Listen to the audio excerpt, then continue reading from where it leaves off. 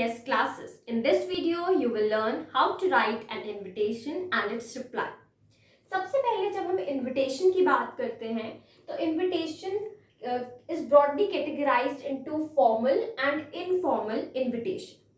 Formal invitation में हम formal language का यूज करते हैं, जबकि इनफॉर्मल इनविटेशन में हम फ्रेंडली लैंग्वेज का यूज करते हैं, क्योंकि informal invitation generally close relatives, friends जो हमारे बहुत ही ज़्यादा क्लोज होते हैं, जिनसे हम पर्सनल रिलेशन शेयर करते हैं, उन्हें हम इनफॉर्मल इनविटेशन लिखते हैं.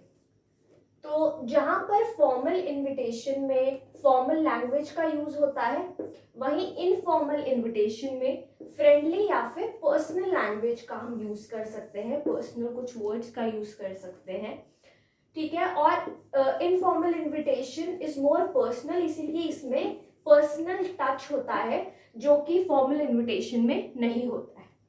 इनविटेशन जो है बहुत सारे पब्लिक इवेंट्स, पब्लिक फंक्शंस के लिए लिखा जा सकता है. It may be birth, it may be death, it may be engagement, marriage and an number of public functions. और जब हम किसी को इनविटेशन ग्रांट करते हैं तो ऑफकोर्स सी बात है कि वो हमें रिप्लाई करता है, and it is a part of social etiquette as well.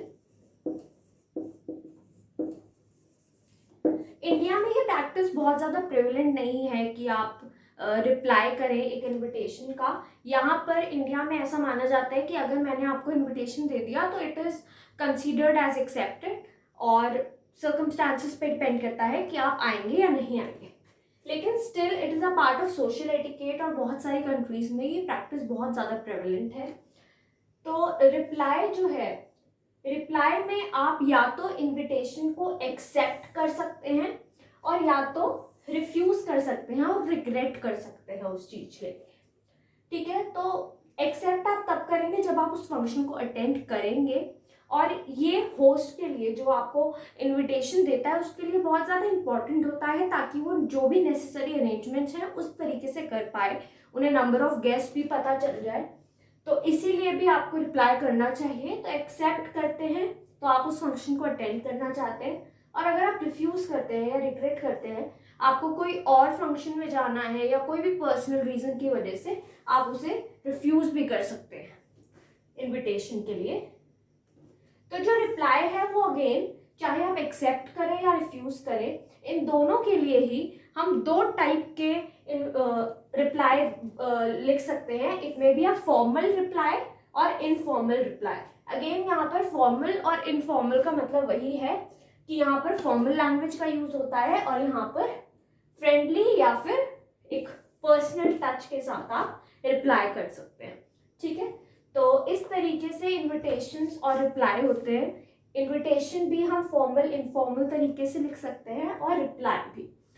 सबसे पहले इन सब चीज़ों को समझने के लिए हम स्टार्ट करते हैं विथ फॉर्मल इन्विटेशन और देखते हैं कि किस तरीके से ये लिखा जाता है, साथ ही साथ हमें किन चीज़ों का ध्यान रखना है. तो हम सबसे पहले उसका फॉर्मेट देखेंगे, एक एग्जाम्पल देखेंगे और कुछ चीज़ें देखेंगे जो हमें ध्यान रखनी है. ओके. तो आपको एक फॉर्मल इनविटेशन लिखना है on behalf of Mr and Mrs Khanna at the occasion of their daughter's wedding. तो इस तरीके से हम एक फॉर्मल इनविटेशन लिखेंगे. सबसे पहली बात, एक बॉक्स बनाया जाएगा. आप एक बॉक्स बनाएंगे और क्या लिखेंगे, let us see, Mr and Mrs Khanna. ठीक है. जो इनवाइट करना चाहते हैं, जो होस्ट हैं, उनका नाम सबसे पहले आ गया, mister and Mrs Khanna seek the pleasure of, या फिर रिक्वेस्ट द प्लेजर ऑफ किसकी कंपनी, मिस्टर कमल शर्मास कंपनी. ठीक है. तो आप जिसे इनवाइट कर रहे हैं उनका नाम यहाँ पर आ गया, उनकी कंपनी. या फिर अगर आप एक कॉमन इनविटेशन लिख रहे हैं तो आप लिख सकते हैं mister and Mrs Khanna seek the pleasure of your company at the marriage of their daughter XYZ, जो भी उनकी डॉटर का नाम है वो यहाँ आ जाएगा, टू जिससे उसकी मैरिज हो रही है, टू PQR. यहाँ पर टू की जगह आप वेड्स भी लिख सकते हैं. ठीक है. और वो किसके सन है, यहाँ पर उनका नाम आ जाएगा. ठीक है. Mister and Mrs Gulati. अब आप बोलेंगे कि यहाँ पर क्यों नहीं आया कि ये किसकी डॉटर है. क्यों ये इसीलिए नहीं आया क्योंकि हम ऑलरेडी उनका नाम, जो इनवाइट कर रहे हैं उनका नाम यहाँ लिख चुके हैं, वो उन्हीं की डॉटर है. Seek the pleasure of their company at the marriage of their daughter, ठीक है। ऑन, यहाँ पर डेट, टाइम, वेन्यू सब आप मेंशन कर देंगे, ठीक है। एंड में आप लिखेंगे RSVP मिस्टर खन्ना, जिन्होंने ये इनविटेशन लिखा है, यहाँ उनका नाम आ जाएगा, उनका फोन नंबर आ जाएगा। RSVP जो है फ्रेंच वर्ड है, इसका मतलब होता है प्लीज रिस्पॉन्ड या please reply. Right hand side में आप लिख देंगे with best compliments from all relatives and friends. You could also write best wishes from all relatives and friends.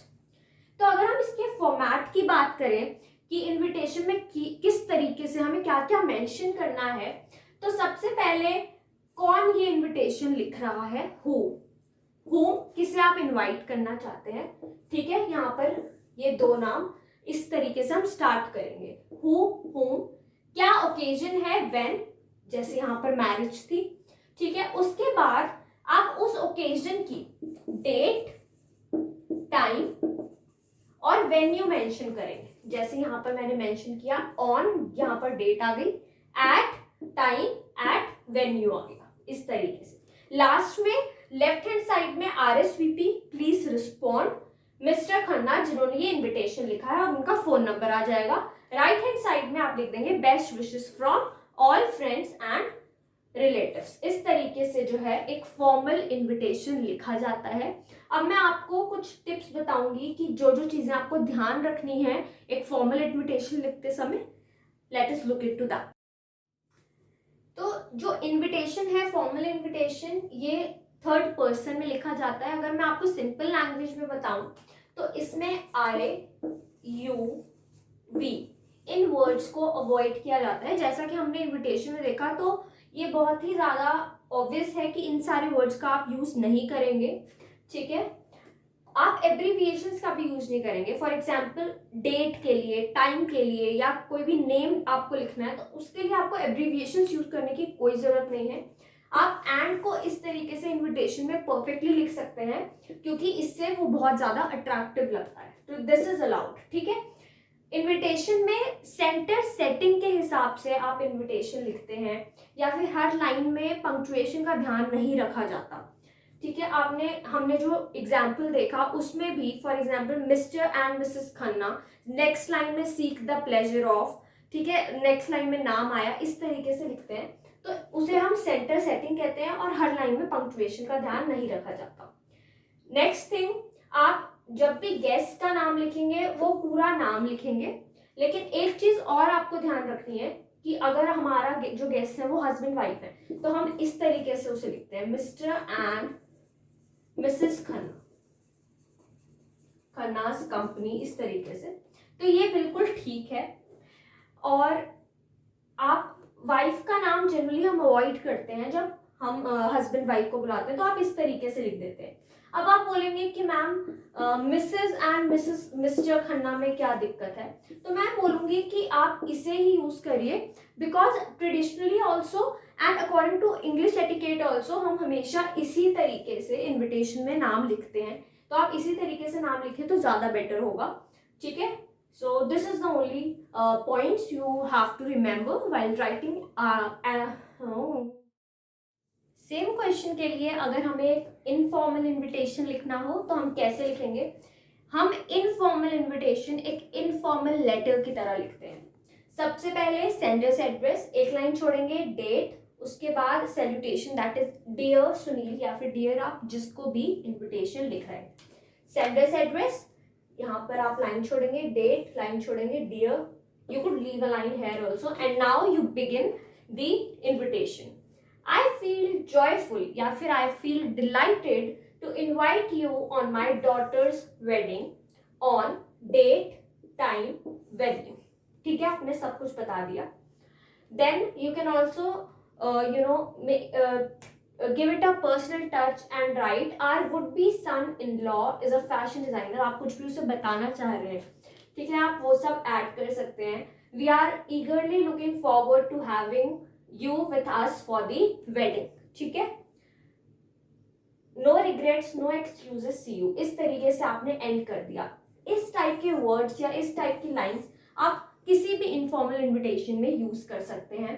और एंड में आप लिख देंगे योर्स एसएस खन्ना, या फिर जो भी ये इनविटेशन लिख रहा है, ठीक है। तो इस तरीके से आप एक इनफॉर्मल इनविटेशन लिखते हैं। You could also begin it with, जरूरी नहीं है कि आप इसी तरीके से आप बिगिन करेंगे, आप लिख सकते थे you will be very glad to know that our Anisha is getting married, date time venue आप बता सकते थे, ठीक है। इस तरीके से एक पर्सनल टच देके आप इनफॉर्मल इनविटेशन लिख सकते हैं, पर्सनल लैंग्वेज यूज कर सकते हैं, ठीक है। I hope you grace the occasion, ठीक है, और you add you add grace to the occasion, इस तरीके के वर्ड्स और लैंग्वेज आप इनफॉर्मल इनविटेशन में यूज कर सकते हैं।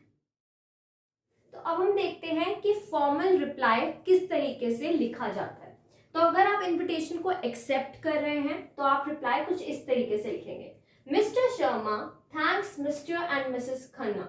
सबसे पहले आप रिप्लाई में अपना थैंक्स देते हैं, आप शो करते हैं कि यू आर थैंकफुल कि आपको वो इनविटेशन दिया गया। Mister for their kind invitation to their daughter Anisha's marriage on and at and has great pleasure in accepting it. तो इस लाइन के थ्रू आपने ये बता दिया कि मैं ये इनविटेशन एक्सेप्ट करता हूँ।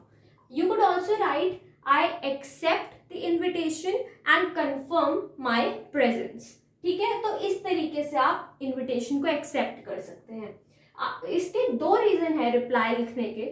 सबसे पहली बात, आप थैंक्स बताना चाहते हैं कि you are thankful for the invitation. Second thing, आप बताना चाहते हैं कि आप आएंगे या नहीं आएंगे, तो क्या आप एक्सेप्ट कर रहे हैं इनविटेशन को या अपनी जो प्रेजेंस है उसे डिनाई कर रहे हैं, ठीक है। तो इसीलिए रिप्लाई लिखा जाता है। नाउ लेट अस सी कि अगर आप ये इनविटेशन डिनाई करते हैं या रिफ्यूज करते हैं तो आप किस तरीके से लिखेंगे। सबसे पहले अगेन आप थैंक करेंगे, Mr Sharma thanks Mr and Mrs Khanna for their kind invitation to their daughter's wedding on and at, but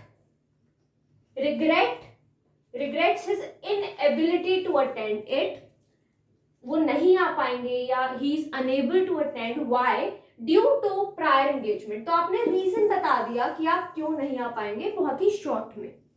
he wishes Anisha a happy married life, और कुछ अपनी विशेस जो है वो दे, ठीक है। तो इस तरीके से आप फॉर्मल रिप्लाई लिखेंगे, एक्सेप्ट या अब देखते हैं कि इनफॉर्मल रिप्लाई हम कैसे लिखेंगे। सबसे पहले हम एक्सेप्टेंस के लिए देख लेते हैं। इनफॉर्मल रिप्लाई एक इनफॉर्मल लेटर की तरह ही लिखा जाएगा। Sender's address, date, dear. Now we will start the invitation. I am pleasantly surprised to receive your invitation. इस तरीके से आप स्टार्ट कर सकते हैं। You could also simply start I feel delighted to receive your invitation to Anisha's marriage. I accept the invitation and will definitely join you to make arrangements and bless her, ठीक है। तो यहाँ पर आपने बता दिया कि मैं जो है इनविटेशन एक्सेप्ट करती हूँ and I will definitely join you, and आप ये भी लिख सकते थे do let me know if you need some help, ठीक है। looking forward for the ceremony, last में आपने लिख दिया yes yes I am coming with the whole family। तो आपने पर्सनल लैंग्वेज, फ्रेंडली लैंग्वेज का यूज किया because it is informal reply. You could also add lines such as जो basic lines आप सुनते ही रहते हो, ठीक है। Oh my God, has she grown so big? Let us see कि informal invitation के थ्रू आप invitation को deny किस तरीके से करेंगे। अगेन एक informal letter का जो फॉर्मेट है वही सेम फॉर्मेट हम यूज करेंगे। Sender's address, date, dear, and now you begin the invitation. I am pleasantly surprised to receive your invitation, या फिर I am delighted to receive your invitation to Anisha's marriage. My God, has she grown so big? इस तरीके की आपने personal language भी use कर सकते हैं। I still remember her as a tiny doll, how time flies, ठीक है। I would have loved to join you, ठीक है, but my father-in-law is in hospital, या फिर जो भी आपका रीजन है कि आप ये इनविटेशन जो है आपको डिनाई करना पड़ रहा है, वो रीजन दे देंगे। He had an operation or surgery and needs my constant care. आप इस तरीके से भी कुछ लाइंस ऐड कर सकते हैं। That I feel bad for not attending this auspicious occasion. But believe me the loss is entirely mine, इस तरीके की लाइन्स यूज कर सकते हैं. And next you could write please accept my best wishes. And you could also write, अगर आप एक और लेटर लिख रहे हैं because you are very very close to Anisha, you could write I am writing separately to Anisha. ठीक है, एक लाइन आप छोड़ेंगे yours and PQR, जो भी आप जिसको इनविटेशन लिख रहे हैं उसका नाम यहाँ पर आ जाएगा. तो इस तरीके से एक इनफॉर्मल इनविटेशन लिखा जाता है. You must have understood how to write a formal and informal invitation and of course their replies. Thank you so much for watching the video. Like, comment and subscribe to my channel for more interesting videos.